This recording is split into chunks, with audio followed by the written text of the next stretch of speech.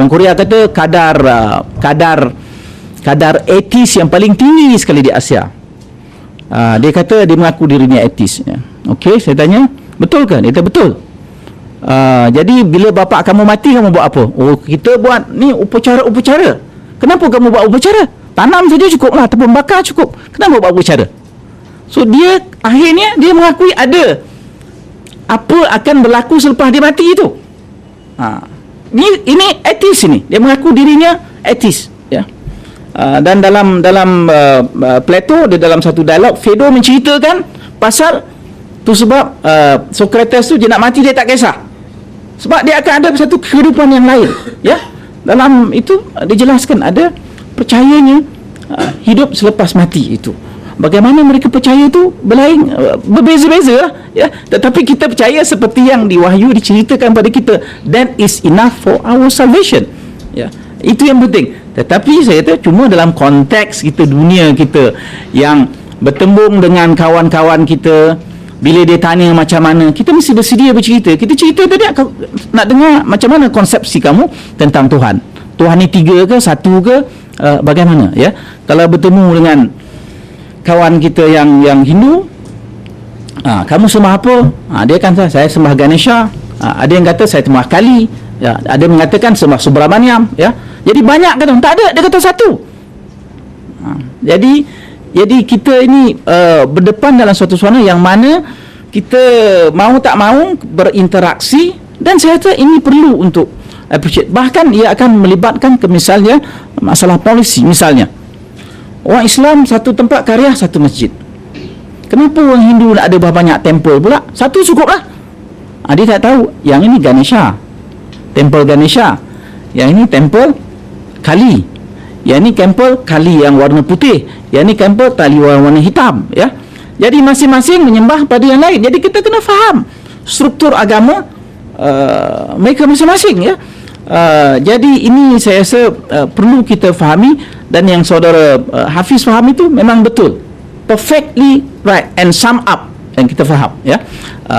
Tetapi bila cuma saya nak menjelaskan ayat-ayat yang tadi itu, bila kita berdepan dengan agama lain, supaya kita dalam tradisi Islam menjelaskan perkara ini dan ditafsirkan, ya. Saudara memilih untuk kepada Ibnu Katsir, saya tak tolak Ibnu Katsir, ya. Begitu juga Tabari, yang saya baca Tabari, ya.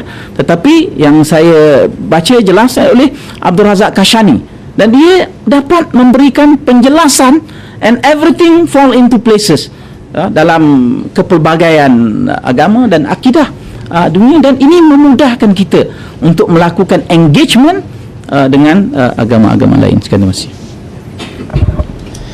Yeah, the dialectic has already begun, and alhamdulillah semakin passionate. It's very very good news. Tapi unfortunately it's only up to 10:30. Kita tinggal 10 minutes. Tapi Hafiz Firdaus tadi want to say something. Terima kasih kerana bersikap adil dan masih memberi saya ruang. Terima kasih juga Pak Khalid kerana mengatakan saya tadi benar. Alhamdulillah, terkejut sekejap. Saya lihat ada satu soalan Brother Shah Kirit tadi yang mungkin belum terjawab sepenuhnya tentang syirik tadi tu. Okey, syirik ni kalau ikut bahasanya ialah orang yang percaya pada Tuhan, tapi pada waktu yang sama dia adakan sekutu, adakan tandingan, ada letak sama darjat. Macam syarikat lah, company sama-sama kerjasama. Okey, manusia ni secara umumnya one way or another memang percaya adanya Allah. Kalau kita lihat dalam Quran sendiri, bila tanya pada orang kafir Quraisy siapa turunkan hujan, pasal dia akan jawab Allah. Dan mereka ni, kalau yang lain-lain pun sebab, okey, katakan atheist. Orang kata atheist ni tak percaya pada Tuhan. Tak. Ada satu saat mereka akan percaya pada Tuhan, iaitu bila mereka naik kapal terbang. Kejap, belum habis lagi. Bila dia naik kapal terbang, dan kapal terbang tu ada emergency, nampak enjin sebelah asap dah keluar dah. Allah, mulalah keluar Allah, God. Sebelum ni I don't believe in God. God is man-made. Alamak hebat. Tapi masuk kapal terbang dalam suasana emergency, kami dalam bidang aviation ni ada satu kata pepatah, during an emergency there is no atheist. Tak apa, kalau naik Malaysia Airlines tak ada emergency, tak apa, insyaAllah. Promote sikit. Okey, tapi Masalahnya one way or another mereka percaya ada Tuhan, tapi mereka meletakkan tandingan-tandingan, partner-partner kepada Allah. Itu tu yang syirik tu. Jadi bila Pak Khalid kata yang agama lain pun ada Tuhannya, mungkin nama lain ke apa tu, mungkin benar, tetapi kita tak dapat nafikan bahawa mereka tu juga mengadakan tandingan-tandingan di sebalik itu. Itu punca utama syirik. Dan syirik beginilah yang Allah Subhanahu Wa Taala sebut tidak akan dimaafkan. Saya tertarik juga poin kedua yang sekali lagi beberapa kali disebut oleh Pak Khalid, tentang seorang yang Pak Khalid sebut Syekhul Akhbar ke apa ke, nama dia Ibnu Arabi. Kenal ke Ibnu Arabi? Okey, tak. Tapi itu kena buat session lain tu. Tapi ringkas saja. Pertama sekali ada dua tokoh, satu nama Ibnu Arabi, satu nama ada alif lam, Ibnul Arabi. Ibnul Arabi yang tu memang tulis kitab tafsir apa semua, itu semua okey, no problem. So jangan salahkan tu. Kita nak bincang sekarang Ibnu Arabi. Beliau seorang ahli falsafah. Ahli falsafah. Falsafah ni kerja dia apa? Banyak fikir. Dan bab fikir ni saya nak buat satu analogi. Saya yakin para hadirin semua kecil-kecil dulu, atau mungkin sekarang dah besar, biasa main belon. Belon kan kita tiup, bagi penuh tu let go. Betul tak? Betul. Akal manusia ni sesuatu yang begitu bertenaga, sesuatu yang begitu hebat, yang ianya boleh fikir macam-macam. Seumpama belon tu, bila dah tiup ada angin dalam, he has a lot of energy inside, dan dia boleh let go. Tapi apabila energi, tenaga dalam akal itu tidak dikawal arahnya, maka menjadilah akal itu seumpama belon itu. Jadi bila kita dengar ahli-ahli fikir, ahli-ahli falsafah, ke falsafah lagi nanti, jangan kita rasa hebat. Tak, kadang-kadang mereka ni jobless, tak ada kerja. Duduk. Aku rasa kita fikir benda-benda gini-gini. Duduk, kita buat begini-begini. Kadang-kadang kita dengar ahli fikir, wah hebat. Kenapa kita rasa hebat? Sebab kita tak rasa fikir. Lepas tu kita dengar ahli fikir, kita rasa hebat. Padahal akal manusia ni, kita nak dia jadi macam hot air balloon, di mana dia ada energi, tapi energi tu terkawal arahnya tu, naik atas ke kiri kanan. Dan macam mana kita nak kawal akal kita ni? Kita kawal ikut petunjuk wahyu, ikut landasan Al-Quran dan Sunnah.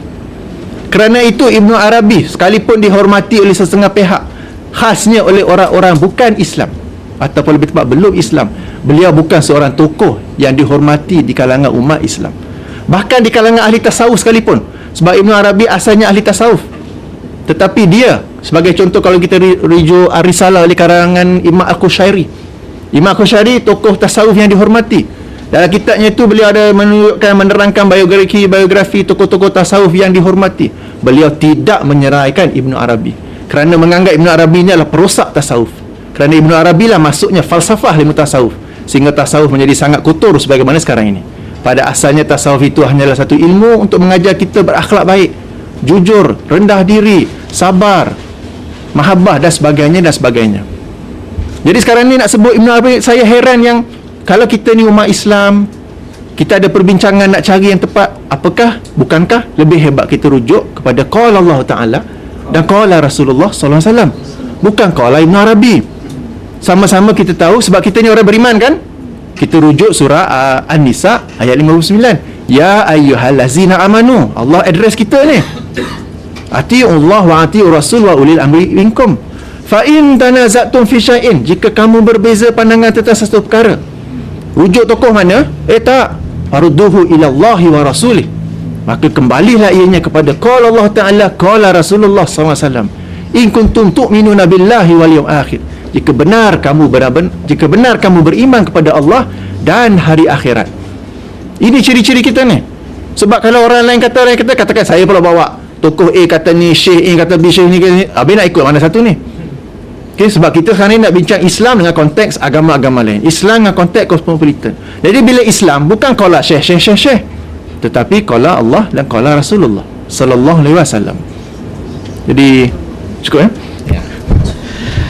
Oh, ada orang kritik falsafah. Saya terasa sangat. Bidang saya falsafah. Aduh. Kena baik sangka. Ya.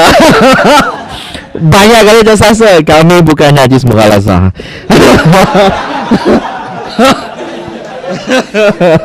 Okay, kita sorry masa tidak mengizinkan banyak. Pak Khalid ingin nak sambung and pertamanya Qushayri itu hidup lebih awal daripada Ibn Arabi. Tentunya kalau dia hidup Ibn Arabi, dia tak kenal Ibn Arabi, maka dia tak tulis tentang Ibn Arabi. Ya. Keduanya, kalau kita baca Al-Ghazali, kitab